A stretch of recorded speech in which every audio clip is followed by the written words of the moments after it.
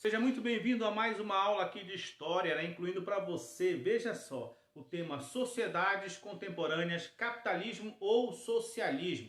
Para você que está querendo se dar bem na prova do Enem, gabaritar e ter sucesso. Vamos lá, gente. Quando a gente fala da história do capitalismo e do socialismo como um todo, é preciso avançar sobre, primeiro, quais as características do capitalismo. O que é o capitalismo? Ele é um modo de produção baseado nas relações assalariadas, ou seja, o operário, em troca de seu trabalho, da sua força de trabalho, da sua mão de obra, ele recebe algo chamado salário e ele abre mão daquilo que ele produz. Esse sistema ele começa a vigorar a partir do século XII e XIII, dentro do sistema feudal. Enquanto o feudalismo começava a ruir, a crise do sistema capitalista, do feudalismo começava a acontecer, o capitalismo ele já se aproveitava e ele já ganhava seu espaço na Europa feudal. Ele é um sistema baseado sobre a propriedade privada, por isso a burguesia ela tem uma afinidade muito grande com o sistema capitalista. Enquanto o capitalismo começa a ascender como modo de produção, a burguesia também começa a ascender enquanto classe dominante. E ela tem o lucro como objetivo máximo. Costumo dizer nas salas de aulas para os alunos, em tom de brincadeira, que o sistema capitalista tem 3 objetivos: o lucro e o lucro. É a base dele. Bom, como ele nasce ainda em pleno feudalismo, é importante considerar as diferenças entre o feudalismo e o capitalismo. São elas: no feudalismo, o servo ligado à terra, ele é a principal base de produção, mão de obra, força de trabalho. No sistema capitalista, o trabalhador é livre, entre aspas. Esse livre, entre aspas, né, é aqui do professor, do autor. Porque nenhum trabalhador verdadeiramente é livre. Ele tem suas obrigações, mas o sistema capitalista vendeu essa ideia. Mas eles dizem que é livre, para os capitalistas de plantão não protestarem este vídeo, porque, diferente do feudalismo, em que o servo estava preso à terra, ele não tinha a liberdade máxima principal de ir e vir, o princípio de ir e vir.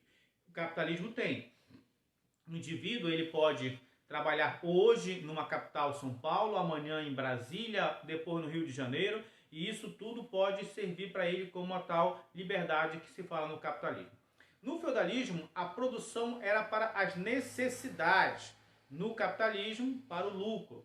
Mesmo que no feudalismo, uma crítica fosse para a necessidade do senhor feudal, diga-se de passagem, tá bom?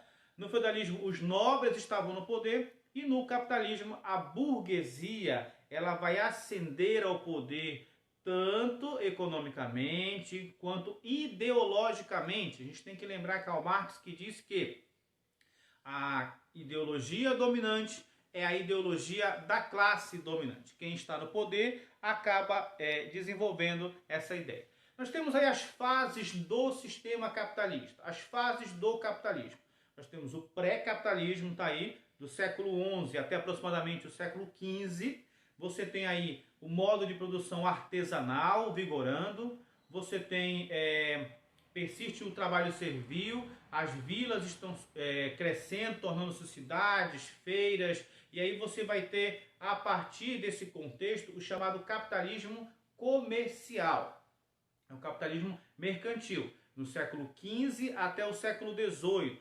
Aí já se institui o regime de trabalho assalariado, ok? E o lucro nas mãos dos comerciantes. É aquele período em que você tem, até um pouco antes, século XIV, ainda século XIII, você tem as chamadas cruzadas, são expedições realizadas do Ocidente para o Oriente, que traziam as tão faladas especiarias, e aí a riqueza se produzia basicamente na troca comercial, tá bom? Daí o chamado capitalismo comercial começa a vigorar. Bom, outra fase é o chamado capitalismo industrial, a partir do século XVIII até o século XX aproximadamente. Nesse período aí começa com a Revolução Industrial, nós vamos ver mais adiante, tá bom? E esse capitalismo começa a se desenvolver intensamente, formação da classe proletária, e depois você tem o capitalismo financeiro, século XX e o século XXI, e a sociedade chamada pós-industrial, a partir do século XXI em diante. São as chamadas fases do capitalismo, nessa breve história do sistema capitalista como um todo. Bom, o capitalismo mercantil, ele é marcado inicialmente, nós falamos, pelas cruzadas, que eram expedições religiosas, militares, mas também comerciais, porque não, a burguesia se aproveita disso, vai para o Oriente, traz especiarias de lá. Quando as rotas de comércio começaram a ser bloqueadas, começou a ter empecilho, diminuir os lucros, então a burguesia mercantil ela começou a investir nos mares, nos oceanos. Vem as chamadas grandes navegações e com isso a chegada até a América, a intensificação do comércio, essas grandes navegações apoiadas pela questão do poder absolutista, a questão do poder do rei centralizado, que determinava os investimentos, que determinava os valores. Esse capitalismo mercantil vigora a todo vapor nesse período das chamadas grandes navegações. E durante essa época nós temos o chamado mercantilismo, que foi uma etapa, que foi uma fase do sistema capitalista. No mercantilismo, olha só, quais eram os objetivos, as características? Primeiro, a acumulação de metais, ok? A balança comercial favorável, era o primeiro item chamado metalismo. Você tinha uma valorização da questão do ouro e da prata dentro dos cofres dos governos europeus, porque para eles, quanto mais metais uma nação tivesse, mais poderosa ela seria. Ok? Daí porque, por exemplo, quando eles chegavam nos lugares através das grandes navegações, um dos primeiros elementos que procuravam eram ouro, queriam saber de ouro, de metais, para fortalecer esse reino de origem deles. Então a acumulação de metais era um elemento fundamental. Para poder fazer essa acumulação de metais, ele tinha que ter a balança comercial favorável, ou seja, ele tinha que ganhar mais do que gastar. E essa balança comercial favorável, ela se dava através da imposição, do monopólio, do domínio, o que no Brasil você vai lembrar que era chamado de pacto colonial. O Brasil tinha que vender muito barato para Portugal e comprar toda a sorte de produtos da Europa a um preço que eles colocavam ao bel prazer deles. Portanto, eles acabavam tendo uma balança comercial favorável para eles de uma certa forma.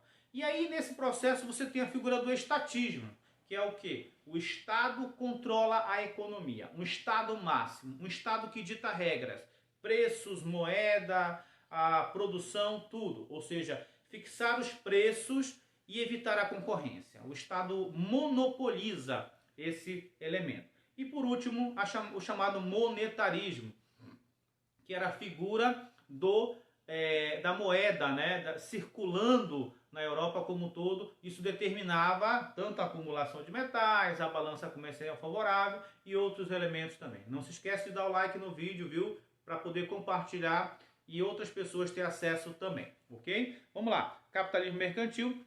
Bom, a gente avança nessa análise do sistema capitalista, chegamos no século XVIII. Começa, século XVIII, século do Iluminismo, começa a propagar-se as ideias do liberalismo econômico, que este senhor que está aí do lado, olha só, Adam Smith, esta figura impoluta da história, ele começa a pregoar suas ideias pelo mundo todo.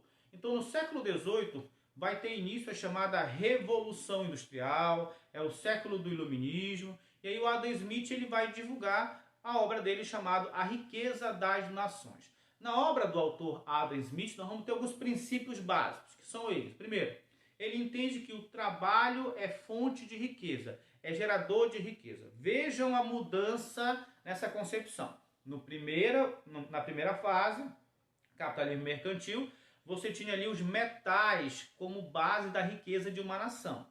Agora o Adam Smith, quebrando esse paradigma, ele coloca que o trabalho é fonte de riqueza. O trabalho edifica, ok? Então vai começar a ter uma ideologia burguesa aí, ó, começando a ser hegemônica. Outro elemento, as desigualdades constituem um incentivo ao trabalho para o Adam Smith. Segundo essa ideia, a desigualdade social, a dificuldade de um indivíduo é um elemento propulsor que ele tem para sair dessa desigualdade. Ele vai batalhar, ele vai estudar, ele vai trabalhar e por conta disso ele vai galgar mais degraus na escala social. Então ele vai deixar de ser miserável, passa a ser pobre, pobre vai ficando classe média, ele vai evoluindo. Então, para os liberais, para o liberalismo econômico, a desigualdade social é vista como mola propulsora, não como empecilho, não como dificuldade, mas como mola propulsora. Daí ele vai considerar a ideia do egoísmo. O egoísmo beneficia a sociedade, ele vê como algo positivo. Por isso Adam Smith diz lá na sua obra que não é pela benevolência do padeiro ou do açougueiro que nós temos bons produtos, não, é pelo egoísmo dele, o desejo de enriquecer. E quando ele tem isso, ele melhora as condições de atendimento na padaria, no açougue, e aí justamente você vai ter melhores produtos como um todo. Bom, o Adam Smith, ele vai instituir, isso é clássico, isso é o beabá de quem está fazendo Enem, beabá do estudante. O Adam Smith vai colocar na sua obra os 3 princípios, reforçar na sua obra os 3 princípios do liberalismo econômico. São eles: a lei da oferta e procura, está aí. Não, vamos pelo aquele princípio básico, lei do Estado mínimo. Ou seja, o Estado não deve interferir na economia. O Estado não deve pregar a intervenção, ele deve deixar livre. Aí que vem a lei da oferta e procura, que é a famosa lei de mercado. Se tem muito produto na feira, muita manga, o preço cai. Se tem pouca, o preço sobe. Não adianta o Estado ficar intervindo, ditando regras, né? Outra fase do sistema capitalista é o chamado capitalismo industrial. Quando você analisa essa fase, é importante considerar 3 concepções. As oficinas, lá no período medieval ainda, onde você tinha o artesão dominando todas as técnicas de produção, ele controlava o preço e o tempo dele, ele fazia tudo e era dono da oficina. Com as grandes navegações, nós já vimos, passou para as chamadas manufaturas, a produção manufatureira. Espaços maiores, com mesas diferentes, divisão social do trabalho sendo empregada, e aqueles indivíduos que suas oficinas quebraram e fecharam, começaram a trabalhar nas chamadas manufaturas. Acelerou um pouco a produção, mas ainda é feita de forma manual, como o próprio nome diz. E a partir do século XVIII, com a invenção das máquinas, você tem a indústria. As máquinas substituíram as mãos e aí a indústria começa a acelerar nesse aspecto. Bom, os detalhes aí você vai ver em outras aulas de história, mas você sabe que quem foi pioneira nesse processo foi a Inglaterra. A Inglaterra ela teve a acumulação de capitais necessárias, ela teve mão de obra abundante, ela teve matéria-prima necessária de início, a burguesia no poder, inclusive isso foi importante, porque a burguesia estimulou, criou leis, a mentalidade calvinista do lucro, da acumulação, ok? Todos esses elementos eles foram fundamentais para que a Inglaterra reunisse condições e adentrasse nesse elemento chamado Revolução Industrial. Aí o capitalismo industrial ele vai se intensificando e você tem ali, dentro do capitalismo industrial, por exemplo, as condições de vida da classe trabalhadora. E aí que a gente começa a dizer que o próprio sistema capitalista, que passou a acumular de forma intensa, ele passou a gerar as condições para o surgimento do socialismo. Bom, nesse período nós temos que considerar o trabalho intenso dos operários na máquina, quando as máquinas foram evoluindo. Na Revolução Industrial é preciso compreender que muitos daqueles que trabalhavam com criações de porcos, de galinha, eles desmontaram esse celeiro para colocar máquinas. Então colocou a máquina em condições péssimas de trabalho desse indivíduo. Então a máquina a vapor foi inventada, acelerou a produção, teve a urbanização de muitas cidades inglesas, Manchester, Liverpool e outras, explodiram demograficamente, né, nesse contexto, e aí eles acabaram criando péssimas condições, né? Muitas favelas, digamos assim, os subúrbios, as péssimas condições de vida. E aí há de se considerar que as fábricas eram insalubres. Você tinha trabalhos exaustivos, jornadas exaustivas, 16 horas por dia. Algumas fábricas pareciam prisões. Você tinha o espaço da produção e o cara saía desse espaço e logo em seguida já tinha a vila dos operários, quartos minúsculos, apenas com esteiras para que eles caíssem ali e dormissem. Péssimas condições de higiene. No geral, as condições de vida eram muito péssimas. Então ali muita pobreza, muita prostituição. E é nesse contexto que começam a surgir algumas ideias em oposição ao sistema capitalista. As primeiras ideias foram chamadas de socialistas utópicos.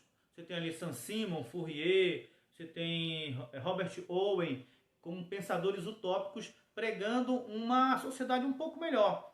Esse socialismo utópico também pode ser chamado de capitalismo social. Eles começam a pregar um mundo mais igualitário, apelando para a consciência do patrão e do burguês. Por exemplo, um dos grandes representantes do socialismo utópico foi um cara chamado Robert Owen. Ele era dono de fábricas, ele aplicou nas suas fábricas princípios socialistas. Diminuiu a jornada, melhorou o ambiente de trabalho, aumentou o salário, deu mais tempo livre ao operário e por conta disso ele queria transformar o mundo. E ele esperava que outros burgueses também apelassem para essa consciência. Bom, ele foi no mínimo ingênuo, tá bom?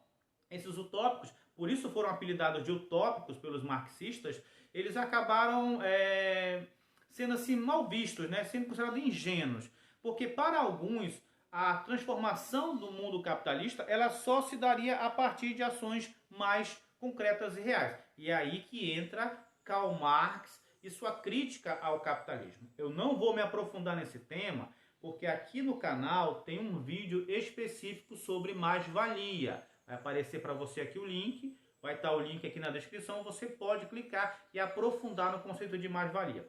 Mas o Marx, tentando aplicar princípios científicos nessa análise capitalista, chegou ao conceito de mais-valia. Então ele considerava que a mais-valia era um roubo que o patrão fazia em relação à classe trabalhadora. Então ele vai dizer, bom, só tem um jeito de transformar a sociedade capitalista. No capitalismo, ele vai dizer, o Estado está na mão da burguesia. Ele inclusive tem uma frase famosa do Karl Marx que diz que o Estado é o comitê executivo da burguesia. A burguesia se apropriou do Estado com as chamadas revoluções burguesas e ela implementou no Estado seu modus operandi. Leis que favorecem os burgueses, os princípios burgueses, nas constituições, regras e imposições. Então ele vai dizer, só tem um jeito de mudar a sociedade, é tomar o Estado. Daí ele vai dizer, trabalhadores do mundo, univos. Ele vai pregar a união de todas as classes trabalhadoras para transformar o Estado, ou seja, atacar o Estado que está na mão dos burgueses, tomar dos burgueses e implementar o tão falado socialismo. Esse socialismo seria, lembre-se que eu estou tratando aqui de teorias, tá bom? Você pode fazer sua crítica nos comentários aqui e dizer, ah, não deu certo, ah, não prestou, na China foi assim, em Cuba desse jeito. Pode ficar à vontade. Eu estou trabalhando de uma teoria e de um conhecimento histórico e sociológico. O socialismo, ele seria um sistema em que haveria a propriedade coletiva, né, dos meios de produção, entenda-se por meio de produção as fábricas, o capital, as máquinas, as ferramentas, etc., seria a chamada estatização. Então, para o Marx, os trabalhadores deveriam se organizar, treinar, ou em partidos políticos, ou em associações, atacar o Estado e tomar. Isso não se daria de forma pacífica, que nem os utópicos imaginavam que seria. Ela se daria de forma radical, através da chamada luta armada. Conceito que na história ficou sendo chamado de revolução. Tá? Revolução ganhou o sentido de luta armada a partir de então. Mas revolução, no seu sentido mais etimológico, é uma grande transformação da sociedade, ok? Não está propriamente ligado à ideia de luta armada, mas ganha a partir daqui. Então ele diz, olha, somente a luta armada, através da força, os burgueses não vão abrir mão dos seus ganhos, e aí por conta disso ele acaba pregando a luta armada e a revolução. O objetivo do sistema socialista, segundo ele, seria a satisfação das necessidades sociais. E esse sistema seria uma economia planificada, ou seja, o Estado iria controlar o que seria produzido, como seria produzido e quando seria produzido. A distribuição e toda a venda seria por conta do Estado. Gente, o socialismo, para você que nunca soube, olha a dica aí de Enem para você. A diferença entre o socialismo e o comunismo. O socialismo seria apenas uma fase de transição entre o sistema capitalista, que ele teria se transformado, se rebelado, para o comunismo, tá bom? Quando se implementassem essas mudanças aí que nós falamos, estatização, planificação e etc., então deixaria de ser socialista e passaria para o último estágio na concepção marxista, que seria o comunismo. No comunismo, seria uma sociedade sem classes, vejam só, para você me dizer nos comentários se Marx foi utópico também, seria uma sociedade sem classes, onde a riqueza produzida seria distribuída segundo o princípio de cada um segundo a sua capacidade, a cada um segundo as suas necessidades, ok? Nesse sistema, os homens iriam decidir as coisas de forma coletiva, haveriam assembleias e as coisas seriam decididas de forma coletiva, e não apenas por burgueses no comitê. Alguns vão dizer que foi uma utopia, que não deu certo, que apenas substituiu-se uma classe dominante por uma outra classe dominante. Eu queria recomendar para você o filme A Revolução dos Bichos, que faz uma sátira muito interessante. Está aqui o link no canal para você também assistir essa análise da Revolução dos Bichos, que faz uma sátira muito boa sobre a questão do socialismo e do comunismo mundo afora, ok? Então são algumas dicas, algumas diferenças do capitalismo e do socialismo para você que está se preparando de forma intensa para as provas de final de ano, para o Enem, para o vestibular, e você vai gabaritar essa prova. Diga assim: Enem, eu posso, eu consigo. Muito obrigado pela tua companhia, pela tua audiência. Eu sou o professor Adilson Moreira. Eu vou me despedindo por aqui, pedindo o teu apoio. Clica aqui, ó, se inscreve, clica, ativa o sininho para receber novos vídeos, notificação de novos vídeos. Muitas aulas boas virão por aí, tá bom? Fica com Deus e até a próxima, se Deus quiser.